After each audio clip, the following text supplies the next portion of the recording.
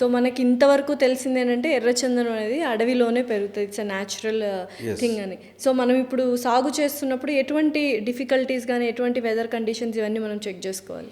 ఎర్రచందనం కాన్సెప్ట్ మనం డిస్కస్ చేద్దాం. దానికంటే ముందు ఏంటంటే ప్రతి ఒక్కరికి కొంత ఫామ్ ల్యాండ్ కావాలి, నేను వీకెండ్ హోమ్ కట్టుకోవాలి, ఫ్యామిలీతో వెళ్ళాలి, నేను పంటలు పండించుకోవాలి అనేటువంటి ఆలోచన చాలా మందికి ఉంది.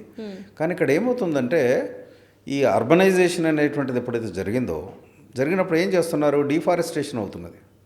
ఇప్పుడు వ్యవసాయం అనేది మన భారతదేశానికి వెన్నెముక లాంటిది. మన తాతలు ముత్తాతలు అప్పటి నుంచి కూడా వాళ్ళు ఎలా ఉన్నారు, వ్యవసాయం మీద ఆధారపడ్డ కుటుంబాలే, వ్యవసాయం మీదనే రెవెన్యూ జనరేషన్ చేసేవారు.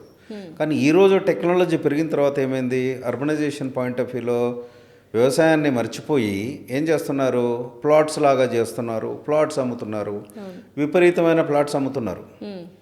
కానీ అలాంటి పరిస్థితుల్లో ఏమవుతుంది, మనకు వ్యవసాయం అనేటువంటి దాన్ని ఎంకరేజ్ చేయకపోతే రేపు ఫ్యూచర్లో మనకు ఎన్విరాన్మెంట్ బ్యాలెన్స్ ఉండదు, మనకు ఫుడ్ దొరకదు, మనము ఈ డబ్బులు సంపాదించి డబ్బులతోటి ఏమి చేయలేము.